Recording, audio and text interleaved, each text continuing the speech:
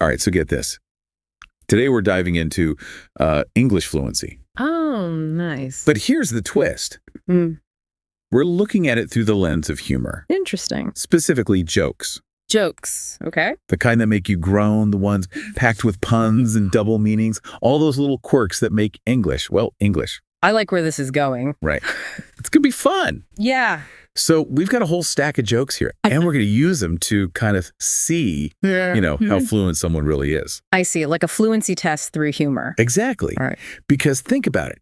Understanding a joke in another language, that's a high bar. For sure. It's not just about knowing the words. It's about getting the culture, the nuance, the wordplay. All of it. It's like you've got to be in on the secret to get it. Exactly. You have to understand the layers of meaning. Right. Yeah.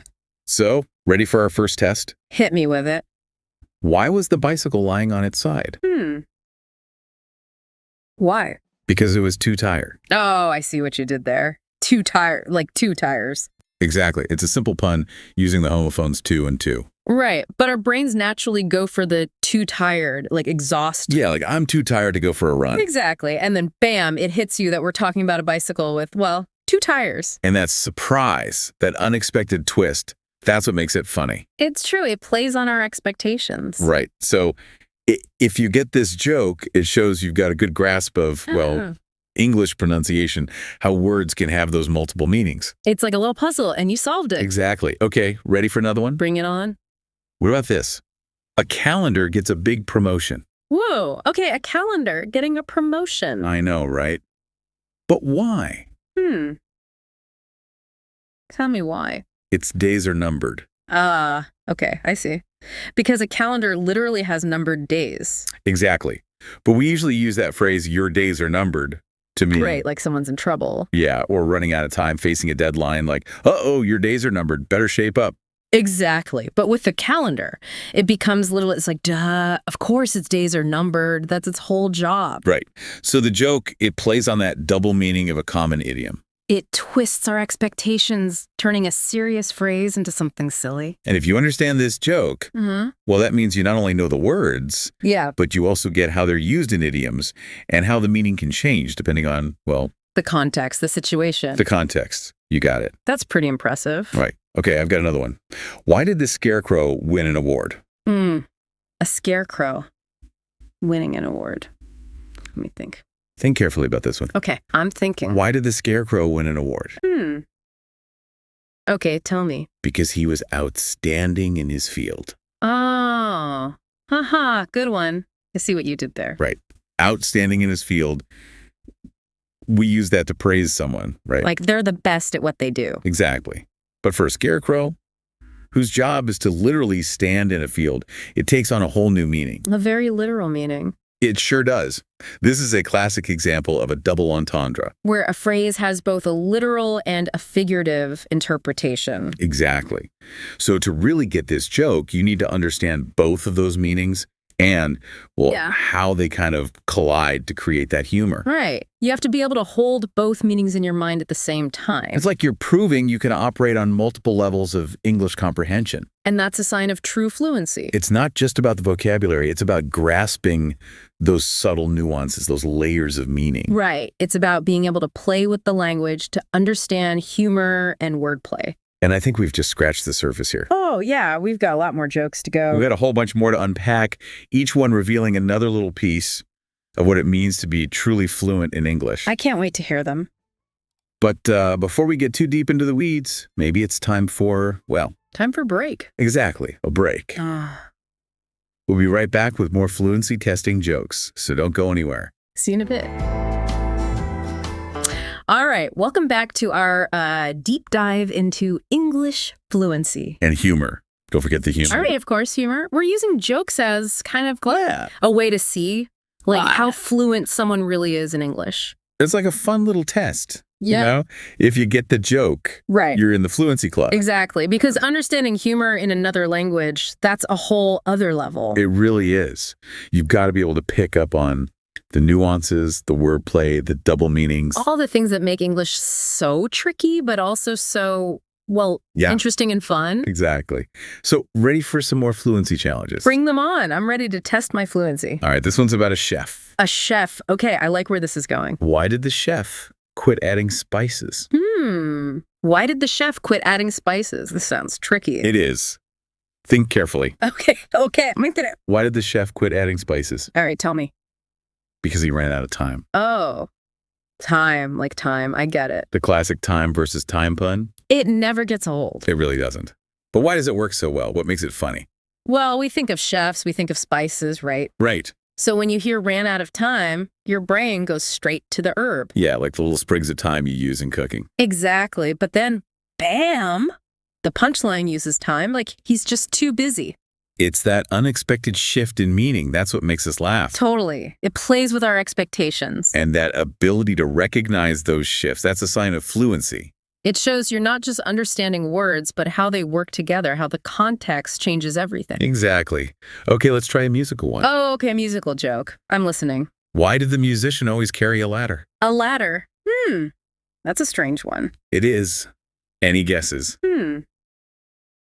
Okay, I'm stumped, tell me. To reach those high notes. Oh, of course. High notes like physically high up. Exactly. We take that phrase high notes and give it a literal meaning. Right. Suddenly we're picturing a musician climbing a ladder to hit those notes. This is ridiculous and hilarious. Absolutely. Yeah. But you need to understand both meanings of high, the musical and the physical. And that ability to juggle those meanings, that's a sign of real fluency. It means you're not just translating, you're thinking in English. All right, ready for a digital joke? Digital! Bring it on! I love technology. Why did the computer need a snack? A computer needing a snack.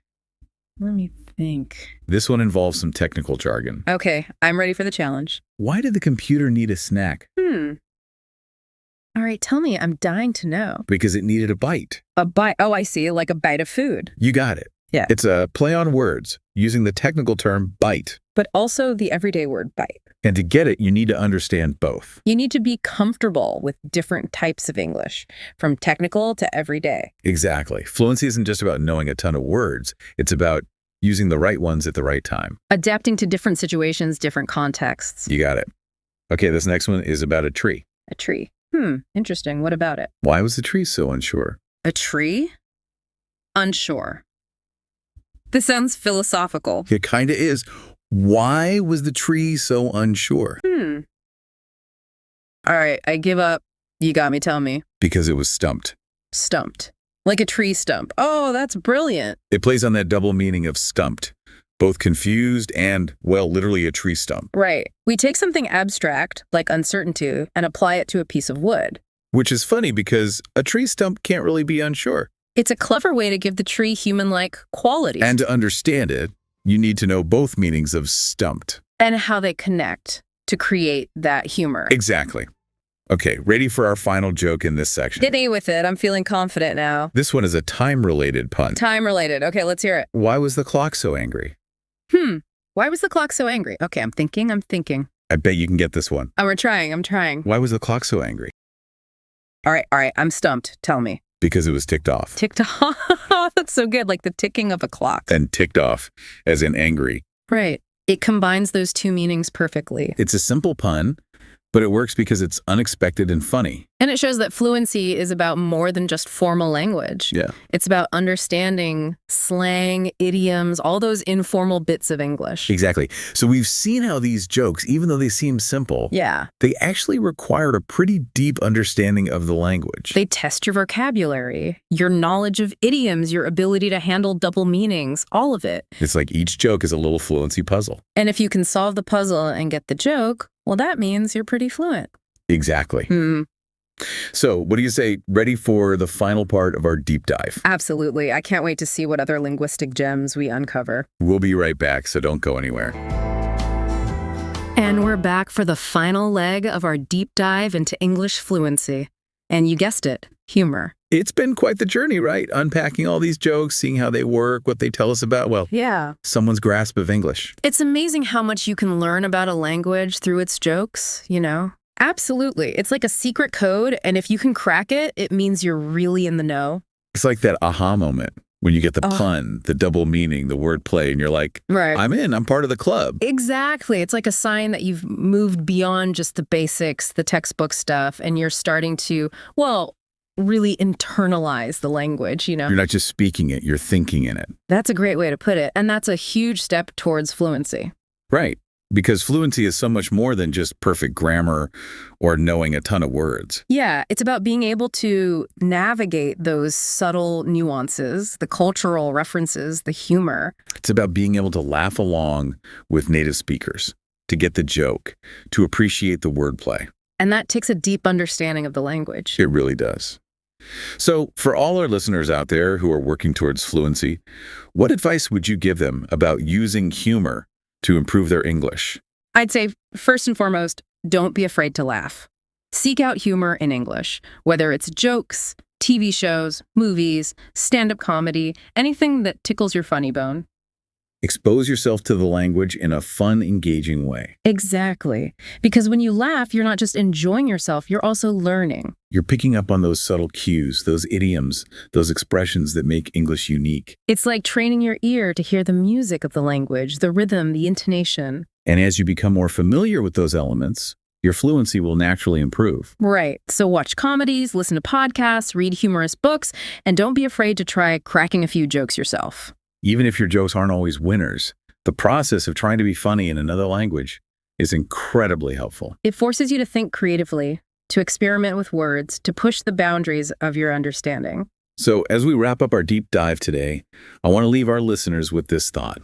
Embrace humor as part of your English learning journey. It's a powerful tool, a fun way to learn, and a sure sign that you're well on your way to fluency. And on that note, we'll say goodbye for now, but keep laughing, keep learning, and keep exploring the wonderful world of English. Until next time. See you then.